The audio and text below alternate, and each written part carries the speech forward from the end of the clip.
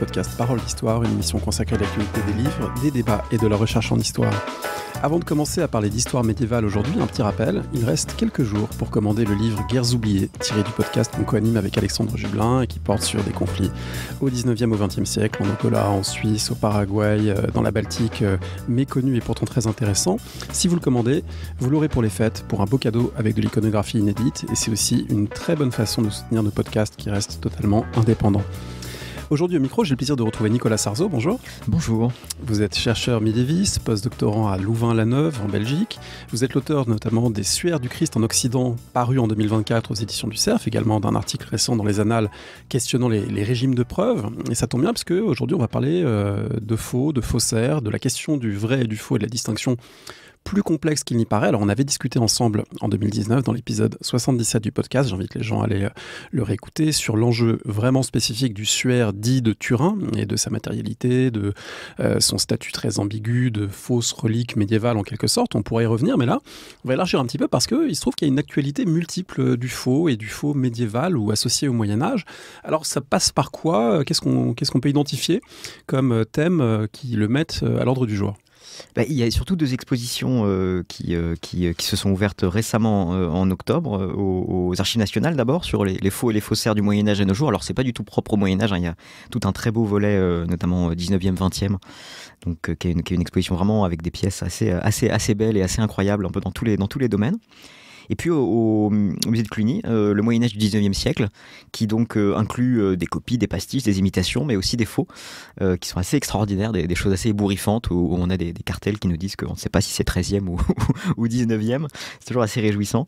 Donc c'est deux très belles expos qui font écho au livre sorti en janvier donc de cette année 2025, de Paul Bertrand, Forger le faux, les usages de l'écrit au Moyen-Âge, qui est paru au Seuil, et qui posait justement cette question du faux comme étant un objet absolument essentiel pour faire une histoire du vrai, en fait, une histoire de l'épistémologie et de comment on construit des preuves, vraies ou fausses.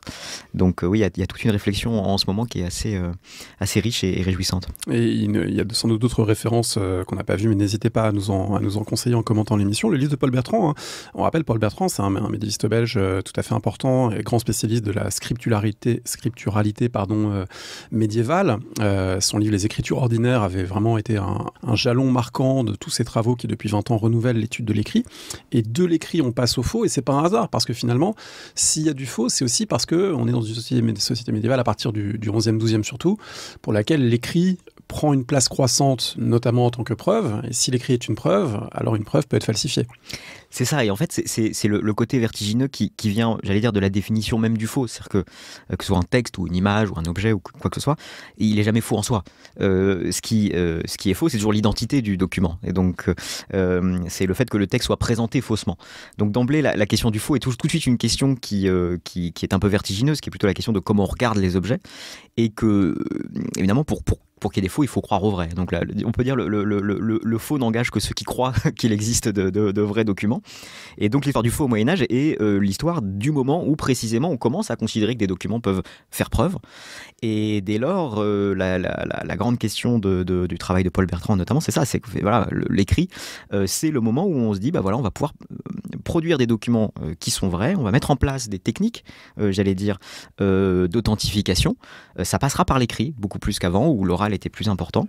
Et du coup, on va avoir une production de techniques, de manière de faire pour que voilà, un procès verbal, un contrat, une charte puisse être authentifié. C'est les sceaux, c'est toute une mécanique. Oui, les marques des notaires. Moi, je me souviens d'avoir vu cette exposition déjà aux Archives nationales sur le rouleau d'interrogatoire des Templiers, où c'est des morceaux de parchemin cousus les uns aux autres, mais à chaque couture, il y a des marques de notaire de chaque côté pour les faire correspondre et pour qu'il n'y ait pas de doute sur le fait qu'il y a une feuille qui a été intercalée faussement dans le document qui doit faire autorité, parce qu'en plus, c'est la justice du roi. C'est ça, ouais, les chirographes, hein, ce qu'on avait, ces marques qui sont découpées en deux et qui permettent après ensuite de réunir les deux et de donc prouver qu'effectivement le contrat a bien été passé.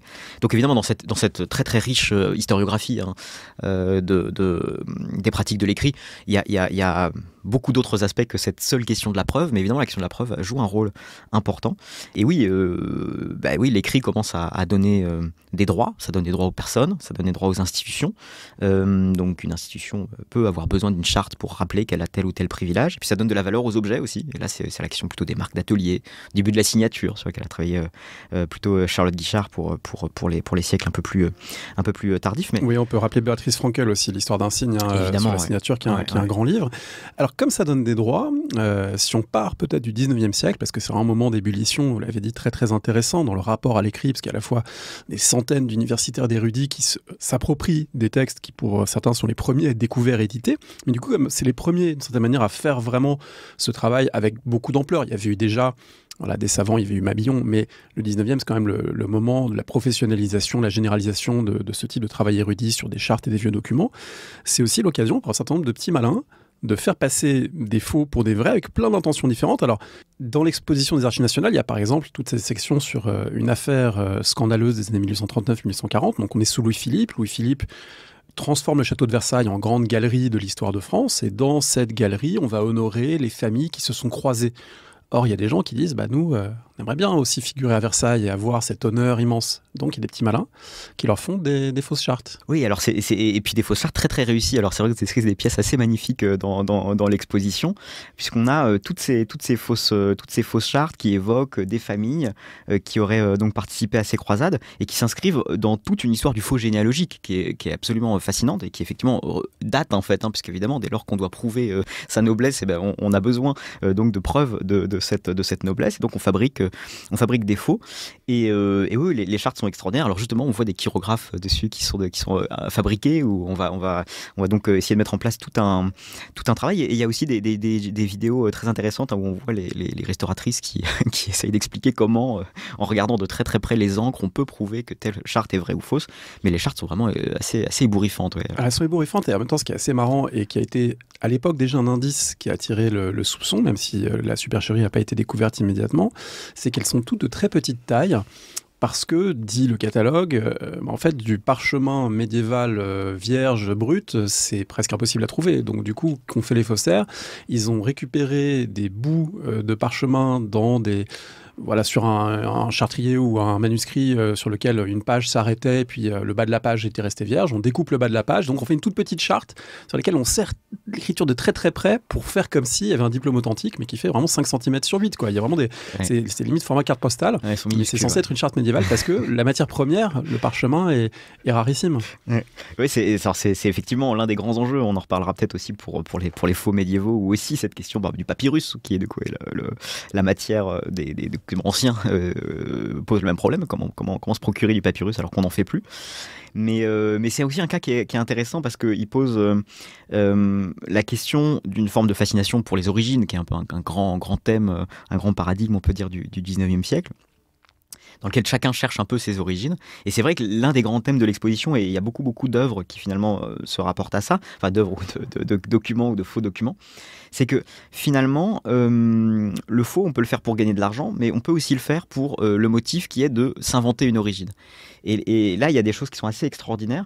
Et évidemment, on pense directement de la fin du XVIIIe à Ossian et au faux barde, ou au vrai faux barde gaélique et au vrai faux poème de Macpherson. Alors, il faut peut-être expliquer, ça a été l'une des grandes affaires littéraires historiques de la fin, on va dire l'époque des Lumières et l'époque romantique, ce moment de jonction un peu autour de la période révolutionnaire, où vérification faite plutôt années 1760. On découvre des écrits qui exprimerait l'âme gaélique la plus ancienne des peuples vivant dans les îles britanniques. Et puis, il y a une controverse pour savoir si ces poèmes sont authentiques ou pas. C'est ça. Et en même temps, la légende a un écho tel qu'effectivement, au salon, tous les ans, on a des peintres qui représentent ces scènes de la vie d'Ossian. Et on a plein d'exemples comme ça, au fond, dans l'exposition. Alors, il y a le cas donc, des chartes tchèques de Zelena Hora qui apparaissent en 1817, qui sont présentés comme des textes du 8e, 9e siècle, mais qui donc, en fait, sont des faux, pratiqués, faits pour justement inventer une ancienneté à la parole en tchèque. Oui, alors ça, là aussi, c'est très important. À l'époque, les pays tchèques sont sous la couronne autrichienne, Saint-Empire, puis Confédération germanique, puis Autriche. Et donc, ça veut dire qu'il n'y a pas de nation tchèque reconnue. Et d'ailleurs, il n'y a pas vraiment de gens qui plaident pour la nation tchèque. C'est vraiment dans les prémices. L'histoire tchèque de Palachki, de mémoire, c'est 1845 ou 46. Enfin, c'est juste avant 1848. Donc, ça veut dire qu'il y a un faussaire qui s'est dit, si je fais remonter la langue tchèque le plus loin possible dans un manuscrit qu'on présente comme un manuscrit médiéval, alors ça va être un argument pour dire que les Tchèques existent depuis au moins aussi longtemps que les Hongrois ou les Germains, enfin voilà, qu'ils peuvent rivaliser en tant qu'entité avec leur propre passé, leur propre histoire.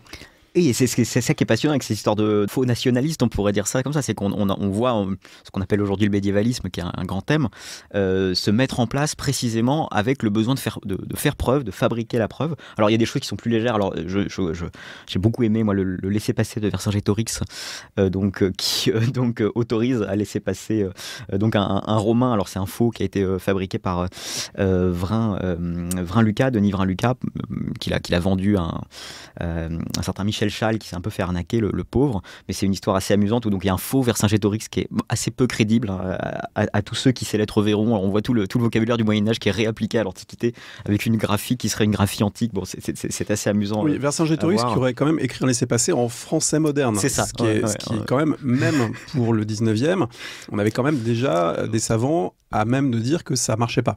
Oui, tout et à pourtant, fait. il y en a un qui s'est laissé complètement pigeonner. Qui s'est laissé duper. Et alors là, ce qui est très amusant, c'est que finalement, évidemment, Vrin-Lucas se fait attraper. Et sa défense, c'est ça qui est amusant, c'est que lui, il plaide pour le canular. Donc là, on voit une autre gamme du faux, qui est le faux justement qui vise à montrer que les savants sont pas si savants que ça. Et donc Vrin-Lucas dit, mais moi je l'ai fait. Et on a la lettre de Vrin-Lucas où il dit, mais voilà, je l'ai fait parce que je considérais que c'était une manière de prouver que finalement ces savants ne le sont pas tant que ça.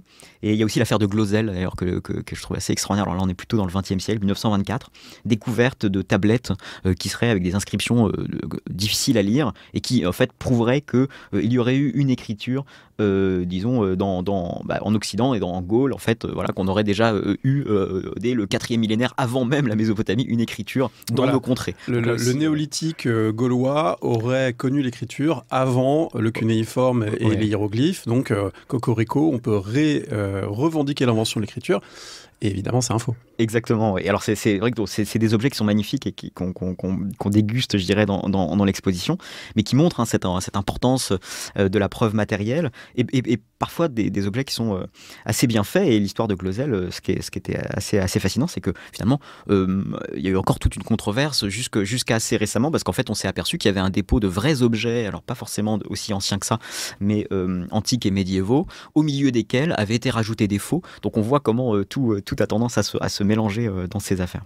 Alors ce qui est intéressant aussi, c'est que pour produire ces faux, on a besoin à la fois d'un certain nombre de supports vrais, donc la distinction vrai-faux, en fait, elle est plus trouble qu'il n'y paraît, parce que sur du vrai parchemin du XIVe siècle, on écrit un faux texte qui prétend que telle famille a fait les croisades, et puis on a besoin aussi de compétences, et de compétences qui renvoient à de vraies pratiques savantes, comme la paléographie, la codicologie, la diplomatique, pour comprendre la sigillographie pour les sceaux, pour comprendre à quoi ressemble un vrai document médiéval. Et en fait, ce dont on s'aperçoit, c'est que dans toutes ces affaires que vous avez évoquées, très souvent, il y a d'abord des experts tout à fait reconnus qui se font complètement berner, qui jouent leur réputation, et leur réputation se dégrade parce que ils se font avoir. Ça m'a fait penser aussi aux pseudo carnets d'Hitler qui ont été vendus à un magazine allemand en 1983 et du coup toute une série d'historiens hyper reconnus, Trevor Roper, etc., se sont fait avoir et ont dit oui, c'est vrai, c'est des vrais carnets d'Hitler. Et puis parfois, c'est même des faussaires eux-mêmes. On a des faussaires chartistes, c'est-à-dire des gens qui ont été formés à l'école des chartes et qui, normalement, sont les mieux armés pour décrypter le faux. En fait, un certain nombre sont impliqués dans ces affaires.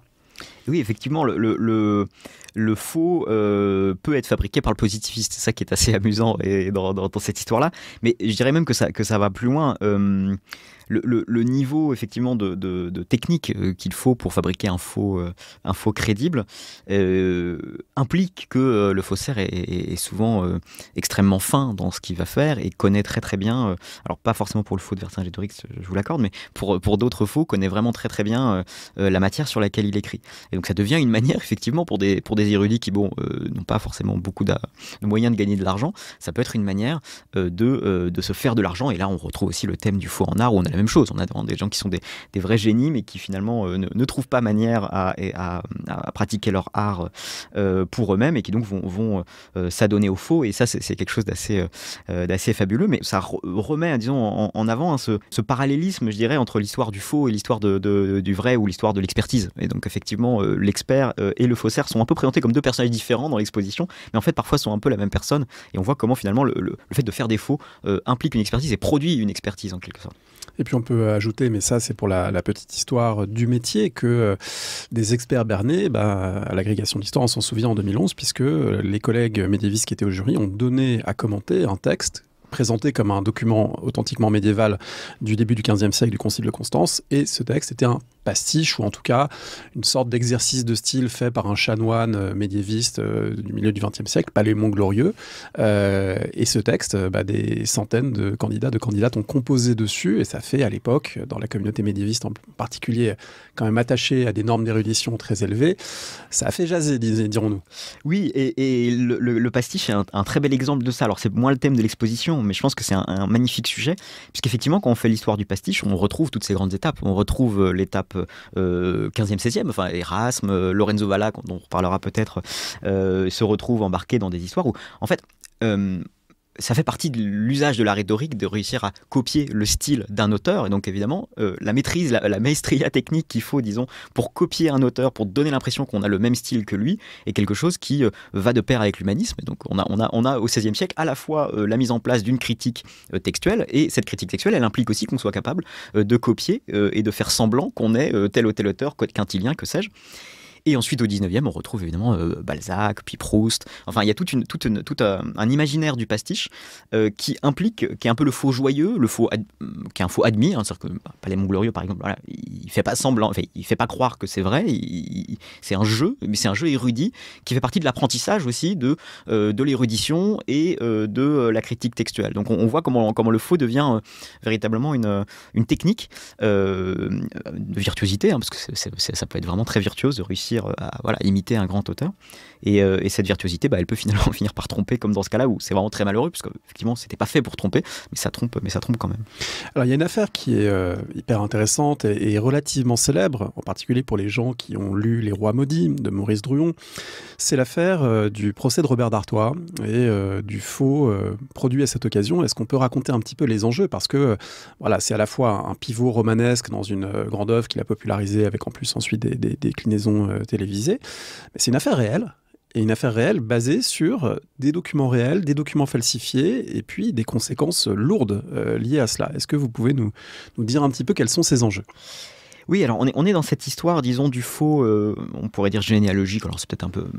en tout cas, on est du faux... faux juridique. Faux juridique, où en tout cas, il s'agit pour Robert d'Artois de dire que son grand-père, lui, aurait donné à son fils Philippe, qui est donc le père de Robert d'Artois, les droits sur le comté d'Artois.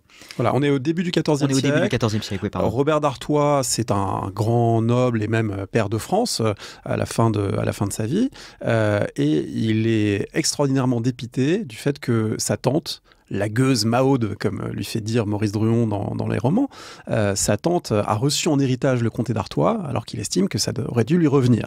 C'est ça, il estime que sa minorité, en quelque sorte, lui a joué des tours, et que c'est pour cette raison-là qu'il n'a pas récupéré son comté, mais que désormais, il est grand temps que son comté lui revienne.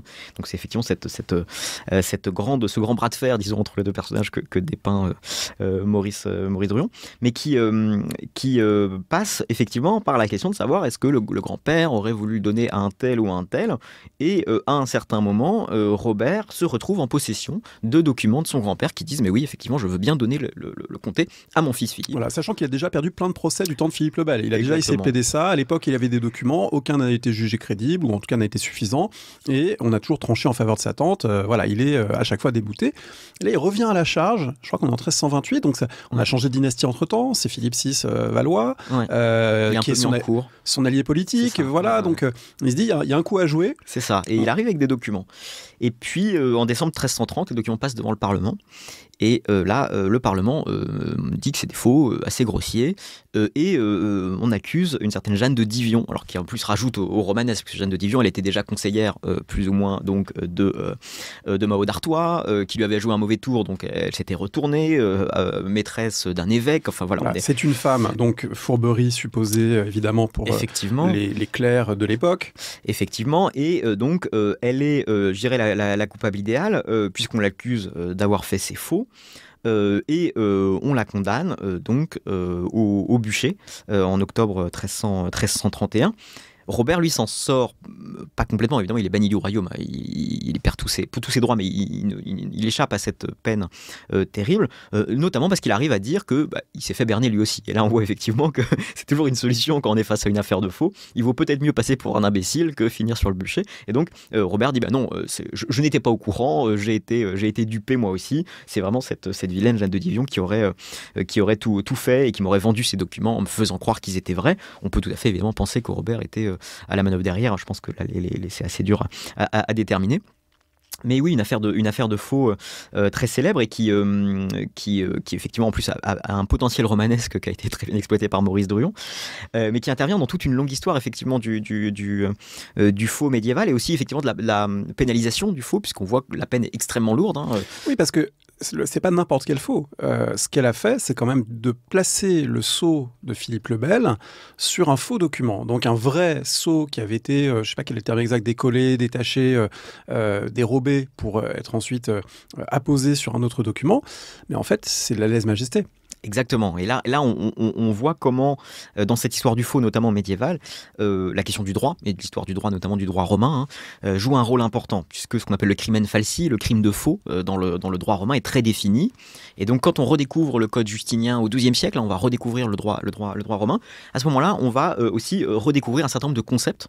Et parmi ces concepts, il y en a plusieurs. Il y a celui de crimen falsi, et il y a effectivement celui de lèse-majesté, mais qui vont un peu de pair, puisqu'effectivement, qu'est-ce qu'on falsifie généralement? Alors, pas toujours, mais souvent, on va falsifier les lettres les plus puissantes, donc les lettres des plus grandes autorités, et donc on va falsifier les lettres étatiques, et ça veut dire qu'on se place, disons, à la place du souverain, donc on s'attaque à la majesté du souverain.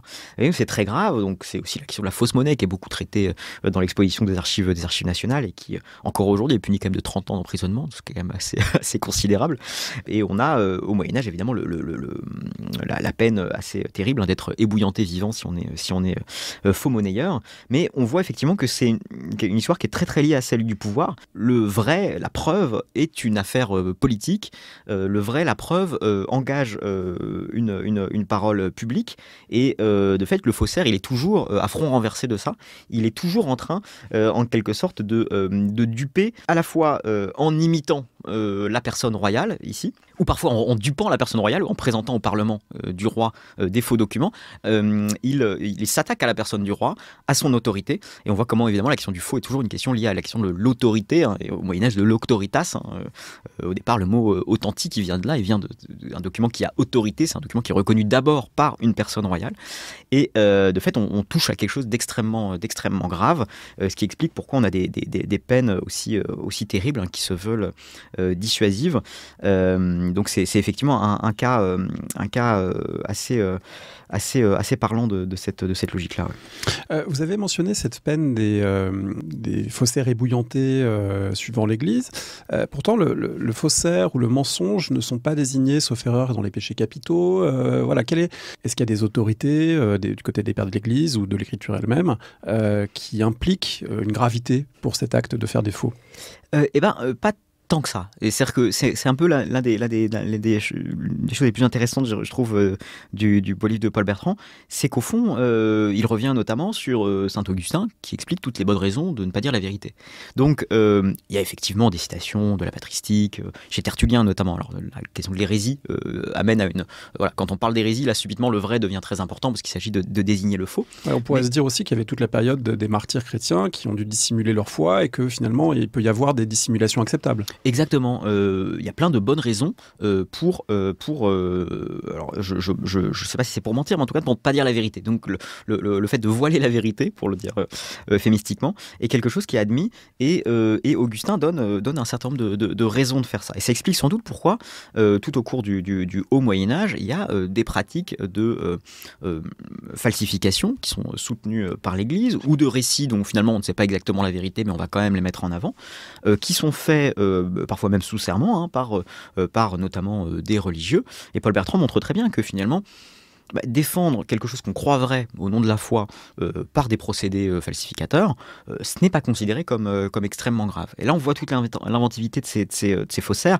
Et pour citer un des autres documents qui est présenté dans l'exposition, il y a une très très belle charte donc de Dagobert, qui est sur papyrus et qui donne des droits à l'abbaye de Saint-Denis, charte qui en fait est un faux du Xe siècle. Donc on voit là aussi comment ça implique une forme de technicité qui est assez ancienne. Alors sur papyrus, au Xe siècle, on ne fait plus de papyrus, mais les moines de Saint-Denis, très malins, ont réussi à prendre 2 jugements sur papyrus qu'ils avaient dans leurs archives, ils les ont collés l'un contre l'autre, et ça fait une charte en papyrus qui fait tout à fait l'affaire. Oui, sachant qu'on peut aussi gratter, le papyrus comme le parchemin peuvent se gratter. Du coup, en changeant un terme, un nom, une date, quelques lettres, on peut parfois utiliser un support vrai comme argument devenu faux. Tout à fait. Donc il y a cette possibilité du palimpseste qui fonctionne aussi très bien. Et dans les choses aussi amusantes, évidemment, on a Saint-Vincent et la Sainte-Croix, l'abbaye qui sera l'abbaye de Saint-Germain-des-Prés, qui aussi produit des fausses chartes à peu près à la même époque. Charte donc, de Childebert Ier de 558 qui est totalement inventée. Et là, il y a une forme d'ironie de l'histoire, parce que bon, c'est la grande abbaye des Mauristes et donc de l'histoire de méthodique derrière. Voilà, les Maurices, c'est-à-dire l'ordre auquel appartenait Mabillon, c'est celui qui a systématisé dans De Re Diplomatica 1688 le premier manuel, on pourrait dire, de distinction du vrai et du faux document. En fait, dans le recueil des chartes d'une des abbayes, il y a des faux à ne plus savoir qu'en faire. Exactement, ouais. Donc il y a l'histoire de l'érudition, en fait, apparaît quand on voit cette exposition comme une histoire du faux autant qu'une histoire du vrai. Donc ça, c'est un des aspects assez beaux, je trouve, de voir tous ces documents réunis. Alors peut-être on peut s'arrêter un instant sur cet objet pas très familier du grand public, le cartulaire, le recueil de chartes. Parce qu'un cartulaire, c'est vraiment un assemblage très hétéroclite. Il y a des documents authentiques et puis il y a des documents dont les moines et les abbés savent qu'ils les ont pas, mais en même temps qu'ils savent bien que le prédécesseur, l'abbé d'il y a 80 ans, avait donné des droits sur un moulin à tel noble, etc. Et donc ils se souviennent vaguement des termes qui étaient dits, et donc ça leur pose pas de problème d'écrire une charte présentée comme vraie et intégrée ensuite au cartulaire, alors qu'il n'y a pas d'authenticité matérielle, mais en quelque sorte, il y a une authenticité d'intention dans l'objet. Enfin, et c'est un des cas de figure, mais en fait, voilà, dans ce type de recueil, on va trouver toutes sortes de textes dont les statuts sont en fait très variables. Oui, la question de l'intention est une question très très importante. Alors, ce qui est très beau, et là aussi je renvoie au livre de Paul Bertrand, ce qui est très beau, c'est ce moment où en fait l'écrit devient preuve dans un monde où l'oral, la coutume, la tradition avait toujours été une preuve, disons, suffisante. Donc ça passe par un moment de vertige. Paul Bertrand le raconte, c'est le moment notamment où Innocent III s'aperçoit qu'on a des fausses bulles qui circulent. Donc là, moment de vertige, les documents faux, comment on fait pour s'en tirer? Donc là, on réinvestit le document, on essaie de prouver qu'il est vrai. Mais dans la pratique, le document écrit comme preuve, il vient renforcer une coutume qui existe déjà et qui n'a pas forcément besoin d'une preuve écrite au départ. La preuve écrite, elle vient juste en soutien. Elle est presque une note pour mémoire, en quelque sorte, qui vient dans un cartulaire étayer des prétentions, des privilèges divers et variés. Donc, il y a un moment où en fait cette oralité qui était, disons, extrêmement puissante dans les sociétés du Haut Moyen-Âge et qui continue de l'être tout au cours du Moyen-Âge, se trouve en quelque sorte un peu frotté avec cette importance de l'écrit, de la preuve par l'écrit, qui prend de plus en plus de poids. Et c'est là qu'on va avoir ces pratiques qui sont des pratiques qui ne sont pas considérées comme effectivement de la falsification, qui ne sont pas considérées comme si graves que ça, et qui produisent des voisinages assez extraordinaires dans ces pièces donc de cartulaires qui sont très riches et qui ont été largement étudiées justement par Paul Bertrand. Avec un paradoxe qui est que désormais un document faux du XIVe ou du XIIIe siècle reste un vrai document médiéval pour la personne qui en 2025 l'étudie, puisque c'est un artefact qui a été effectivement écrit à une période très ancienne avec une intention de produire du faux, mais ce faux est devenu un vrai, au sens où c'est un document qui a sa propre matérialité, sa propre histoire, sa propre intention, qui est justifiable évidemment d'une critique, mais finalement la critique d'authenticité n'est pas toujours la critique la plus intéressante. Admettons que quelque chose soit faux, ça n'empêche pas que ce document pourra nous donner toute une série d'informations sur son auteur, ses intentions, sur les enjeux juridiques ou moraux ou sociaux de l'époque. Autrement dit, le faux reste un vrai. Le faux reste toujours un vrai. C'est ça, et c'est le côté un peu je pense, très central de cette notion de faux pour l'épistémologie. C'est que, effectivement, la définition même du faux implique un regard qui définit ce qu'elle attend du document. Donc, en fait, le faux, c'est toujours une attente déçue. En fait. C'est simplement, on attend qu'un document soit ça, et en fait, il n'est pas ça. Mais une fois qu'on a compris ça, bien sûr, ça devient un vrai récit. Ça devient aussi un vrai texte qui a été effectivement produit dans un but précis. Et ces chartes du coup du Xe siècle, par exemple, où on voit des moines du Xe essayer d'imiter l'écriture mérovingienne, elles sont absolument passionnantes pour une histoire de l'historicité, pour une histoire de la façon dont ces moines considéraient des documents plus anciens. Et avaient donc conscience du passage du temps. Conscience du passage du temps, conscience, une érudition, une connaissance de ces documents. Donc en fait, tout ça nous donne accès à un regard sur le passé qui est très beau. Ouais. Alors est-ce qu'on peut revenir sur peut-être le faux le plus fameux dans l'histoire de l'érudition, c'est la donation de Constantin, parce que cette donation de Constantin, pour le dire en 2 mots, c'est un document qui prouverait que l'empereur Constantin, c'est-à-dire le plus prestigieux des empereurs romains, parce que le premier à être chrétien, aurait de son vivant fait don d'un pouvoir temporel sur l'Italie en particulier au pape Sylvestre, et que donc l'Église tirerait de l'autorité impériale ces pouvoirs très larges qu'elle revendique, en particulier à partir de ce qu'on appelle la réforme grégorienne, revendique un pouvoir de plus en plus important. Cette donation de Constantin, la fausseté a été prouvée, si l'on peut dire définitivement, autour de 1440 par un humaniste italien, Lorenzo Valla, on pourrait y revenir. Mais bien avant 1440, il y a des gens qui se posent des questions sur cette donation de Constantin. Oui, alors c'est effectivement une histoire là aussi de comment le faux met au travail une érudition très tôt. C'est effectivement une donation qui a été fabriquée sans doute au cours du 18e siècle, du 8e siècle, dans les milieux pontificaux, qui raconte une histoire qui finalement pourrait être une histoire de légendaire, ça pourrait être simplement de la géographie et puis ça irait tout seul. L'empereur a été guéri de la lèpre et en remerciement, il a donc décidé de donner le pouvoir de l'impérium à Sylvestre, mais on a tout un document qui prétend appuyer tout ça. Mais comme ce document a des prétentions exorbitantes du point de vue de l'Empire, évidemment, pour l'empereur, ça signifie que les insignes impériaux sont dans la main du pape, donc c'est dans la grande question de la querelle du sacerdotum et du regnum, donc de la querelle entre le pouvoir du prêtre, le pouvoir de l'Église, et la question du pouvoir donc de l'Empire, et du pouvoir donc temporel. Là, on est vraiment dans un document qui vient dire, au fond, tout pouvoir temporel vient du pape. Donc c'est évidemment quelque chose qui est un document de preuve pour la théocratie pontificale, qui ne peut qu'irriter tous les soutiens de l'empereur. Mais il y a aussi des choses, par exemple, sur les prérogatives que le pape a sur les patriarcats orientaux. Donc là, on s'attaque aussi à d'autres prérogatives. Et donc comme on s'attaque un peu à tout le monde regarde cette donation, et tout le monde se dit, mais qu'est-ce que c'est que cette donation ? Elle est quand même très peu plausible. Donc on a elle circule déjà sous forme de copie ? Elle est apparue, disons, dans la documentation, on la voit apparaître au Xe siècle, donc assez tard finalement, c'est assez amusant, c'est un peu curieux.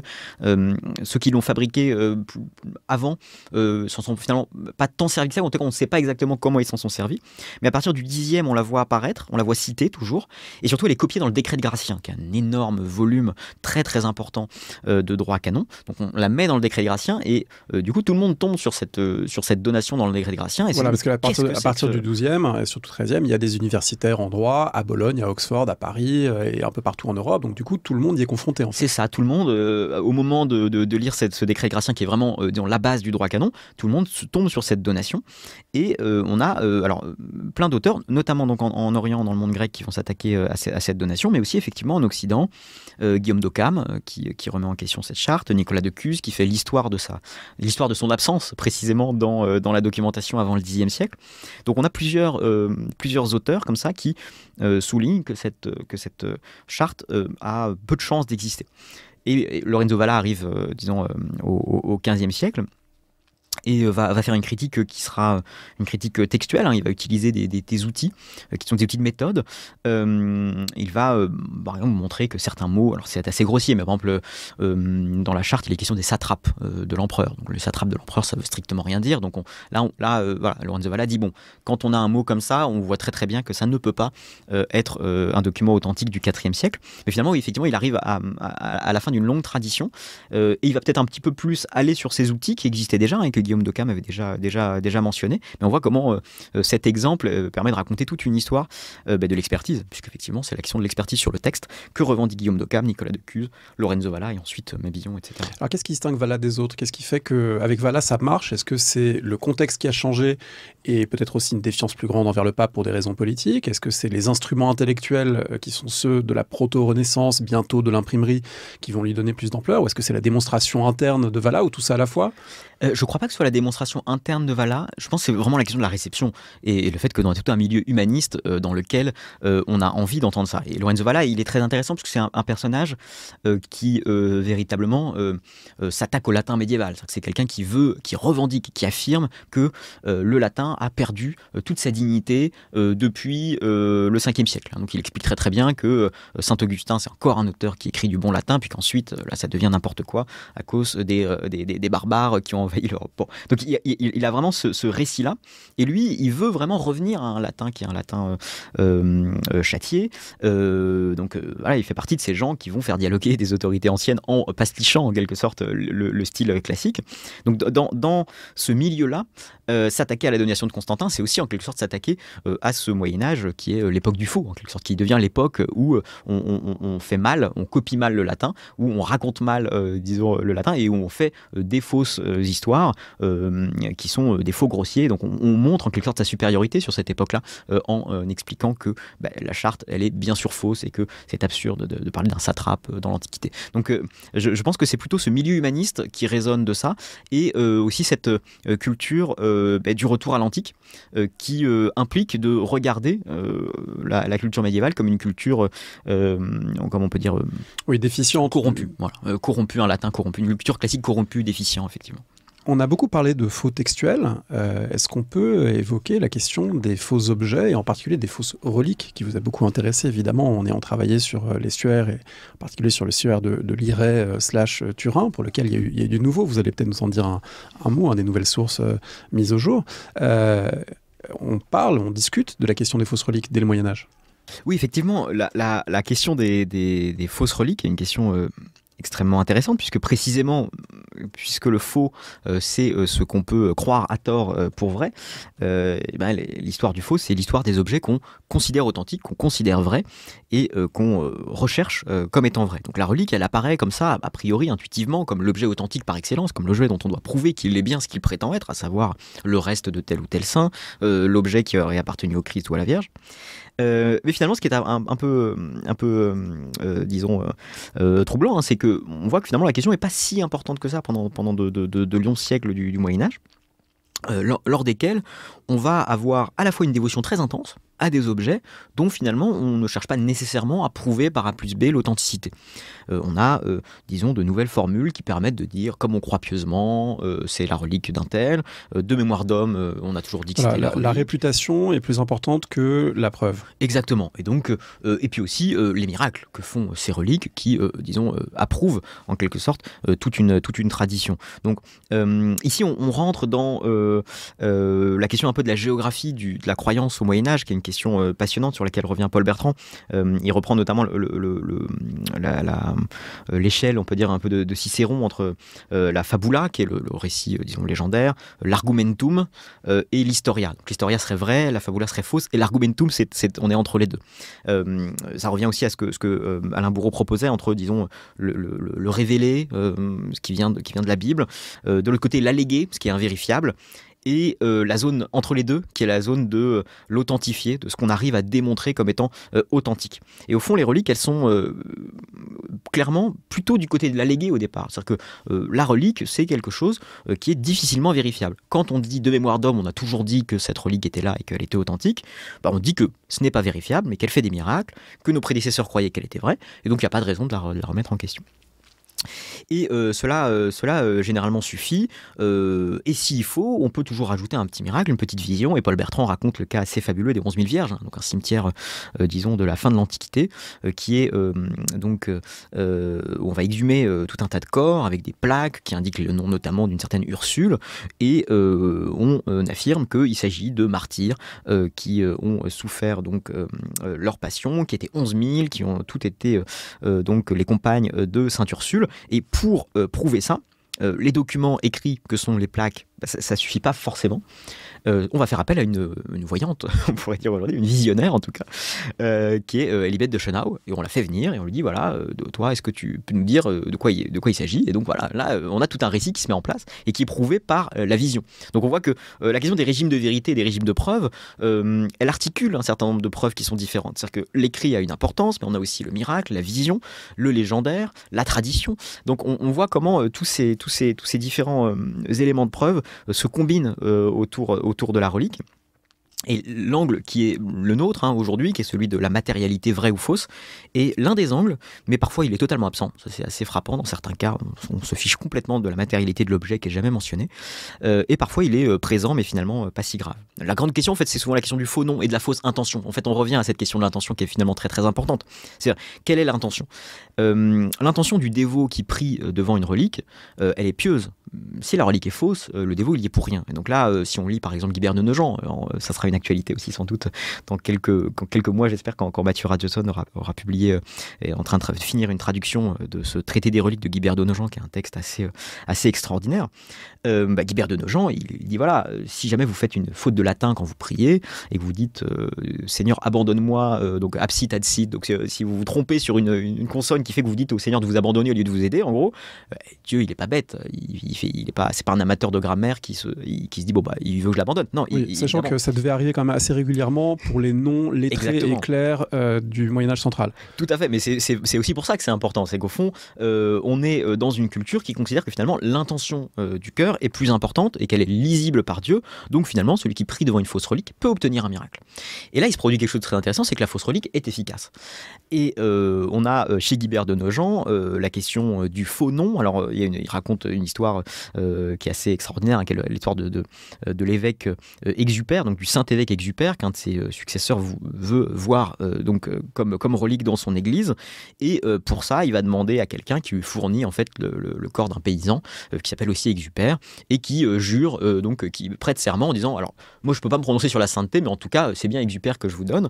Et donc là Guibert nous raconte comment l'évêque a été floué par cette affaire du faux nom. Et en fait, c'est le faux nom et la fausse intention qui est véritablement importante ici. On voit bien que c'est pas la question du faux objet, c'est la question de la manière de la fausse identité en quelque sorte.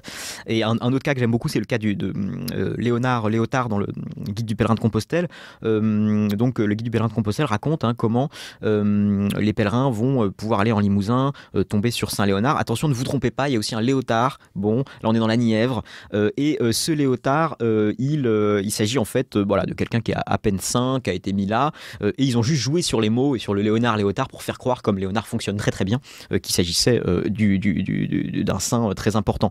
Mais me direz-vous, il y a des reliques, il y a des miracles, ce Léotard fait des miracles. Mais oui, mais parce que Léonard est un saint sympa, si j'ose dire, et donc évidemment quand... Il fait des miracles pour les autres. Exactement, quand quelqu'un vient dans la Nièvre et prie Saint Léotard et se trompe, Léonard il est là, enfin je veux dire, évidemment c'est un saint, il n'est pas là pour faire du mal, donc il est aussi généreux onéreux avec ceux qui se trompent de sanctuaire. Donc on voit comment finalement cette question elle est plus compliquée que ça, dès lors qu'on rentre dans une logique où finalement l'intention du dévot, l'intention du saint, sont impliqués dans la réalisation du miracle ou de la grâce, qui est ce qu'on espère obtenir de la relique du saint ou de la sainte.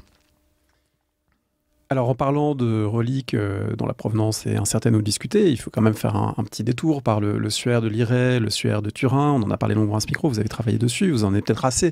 Qu'on vous pose la question de l'authenticité, qui est tranchée. C'est un objet qui date du XIVe siècle et qui fait sa première apparition dans la documentation médiévale à cette époque, quoi qu'en disent les prétendus syndonologues qui le font remonter à l'Antiquité et au début du christianisme.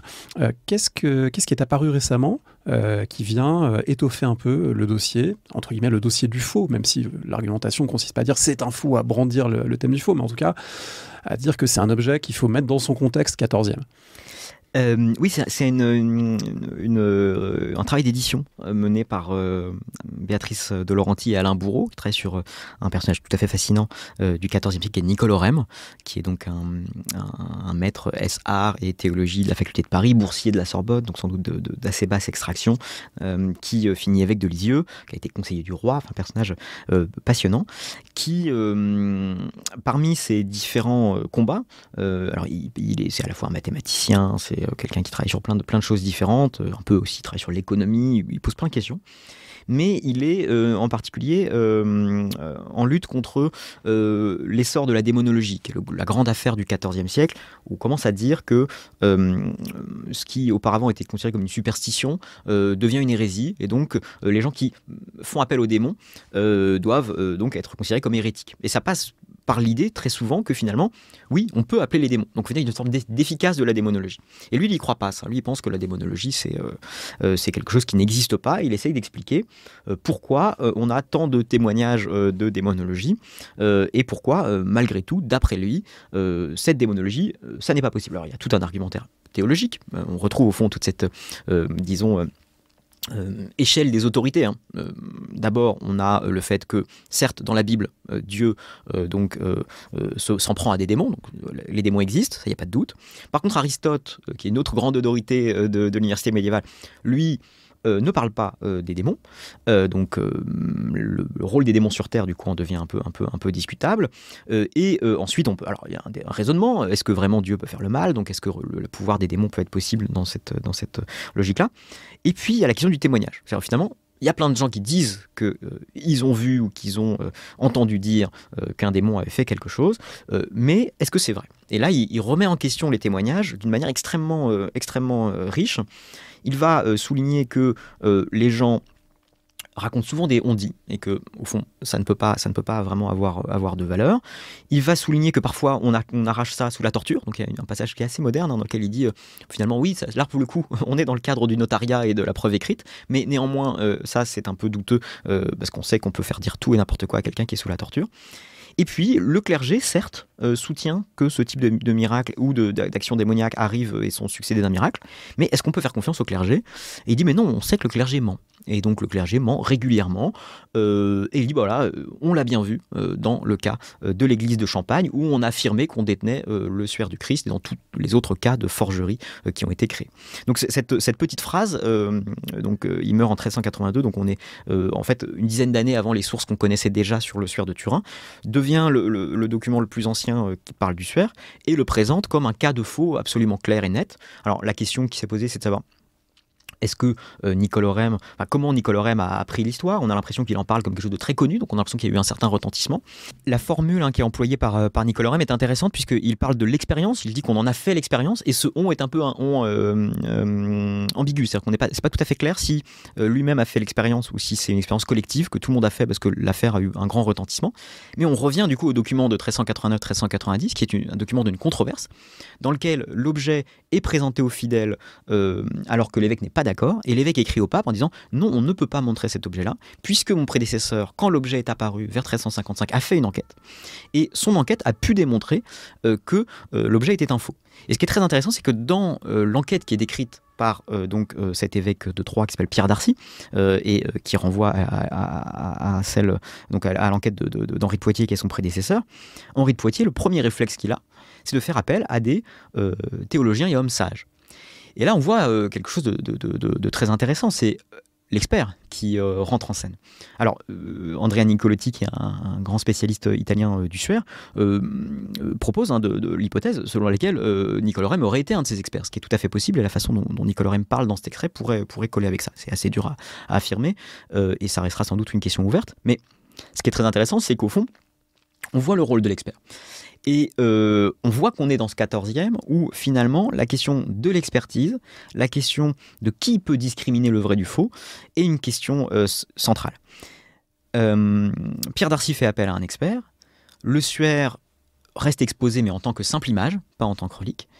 On a un certain nombre de péripéties et en 449, à Chimay, dans le diocèse de Liège, on a de nouveau des ostensions, et de nouveau l'évêque se dit mais qu'est-ce qui se passe? Et qu'est-ce qu'il fait? Il fait appel à un cistercien docteur en droit qui va regarder de nouveau le dossier et qui va dire bah non, ça ne peut pas être un vrai. Donc on voit en fait l'apparition de la figure de l'expert dans cette histoire. Je trouve que c'est l'un des aspects les plus intéressants de cette nouvelle source, c'est qu'elle renforce en fait ce rôle de l'expert dès le XIVe siècle, qui est lié à une histoire universitaire, qui est lié à une histoire des pratiques de l'écrit dont on a parlé, mais l'expert il se valorise presque plus en disant le faux qu'en disant le vrai. Je trouve vraiment un des grands traits de cette histoire du faux, c'est qu'au fond, l'expertise, c'est d'abord de dire ça n'est pas vrai, plutôt que de dire ça c'est vrai, parce que c'est toujours un peu plus simple, un peu plus facile, et puis on peut amener des preuves, et donc on voit tout un raisonnement qui est mis en place pour discriminer le vrai du faux, dont les reliques sont un objet, puis finalement un objet qui arrive assez tardivement dans cette critique d'authenticité qu'on peut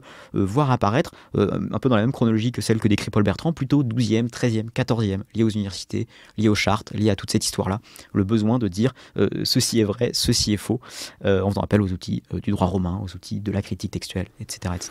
Alors pour boucler la boucle, je citerai un extrait de Langlois et Seignobos, les deux maîtres de l'histoire méthodique, qui publiaient en 1898 une introduction aux études historiques, dans laquelle il y a un chapitre consacré à la critique de provenance, et je les cite, « La critique de provenance garantit les historiens d'erreurs énormes, les résultats qu'elle obtient sont saisissants, les services qu'elle a rendus en éliminant des documents faux, en dénonçant de fausses attributions, en déterminant les conditions où sont nés des documents que le temps avait défigurés et en les rapprochant de leurs sources, ces services sont si grands qu'elle est aujourd'hui considérée comme la critique, par excellence. » Voilà, et là on voit à quel point cette distinction du vrai et du faux, elle est au fond quelque chose qui est constitutif du métier d'historien tel qu'il s'est construit fin 19e. Peut-être qu'on peut terminer par là en disant que toute cette histoire longue d'une érudition et d'un rapport au vrai et au faux et aux outils permettant à la fois de forger, de déceler la forgerie, etc., c'est aussi ce qui est entré dans le cœur des pratiques professionnelles telles qu'elles sont codifiées en France, en Allemagne, en Italie, en Grande-Bretagne, dans la deuxième moitié du 19e.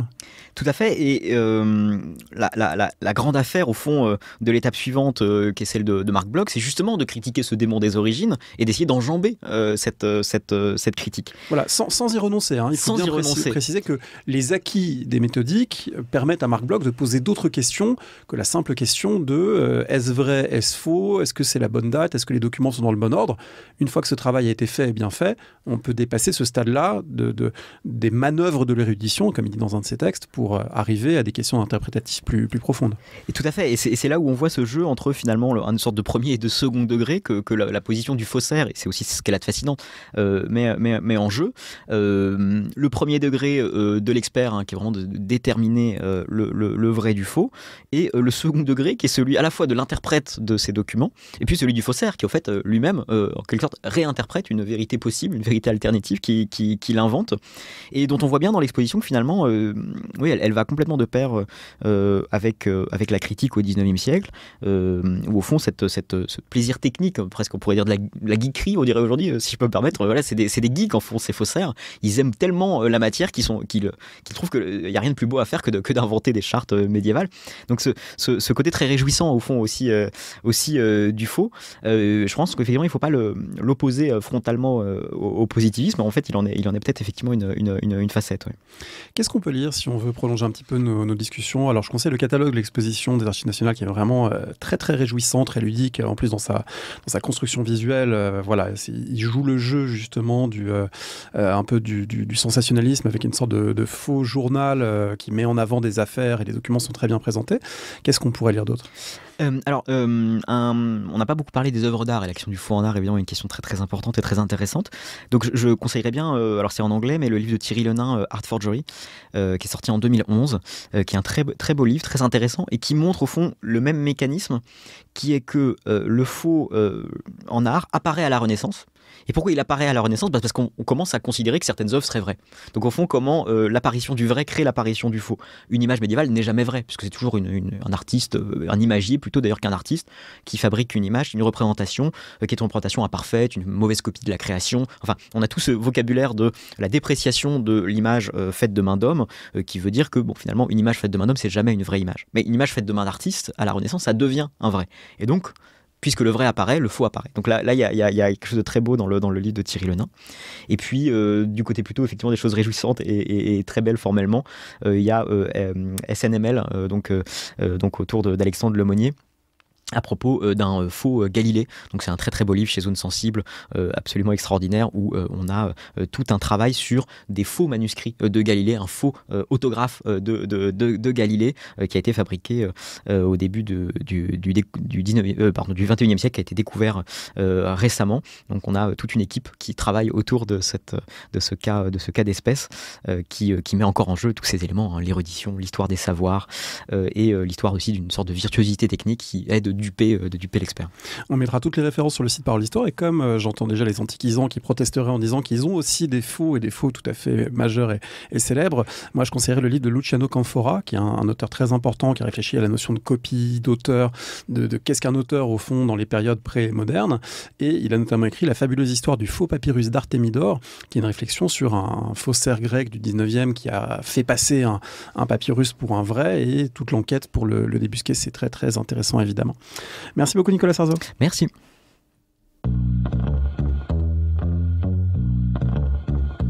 Merci d'avoir écouté l'émission. Rendez-vous sur le site parolehistoire.fr pour retrouver l'intégralité des épisodes et des séries thématiques. Rendez-vous également une semaine sur deux le vendredi avec Alexandre Jublin sur le fil du collimateur pour le podcast d'histoire de la guerre et des conflits armés, Le fil de l'épée. N'hésitez pas à laisser une note ou un commentaire sur le podcast, notamment sur iTunes ou Spotify. Et à bientôt pour un nouvel épisode.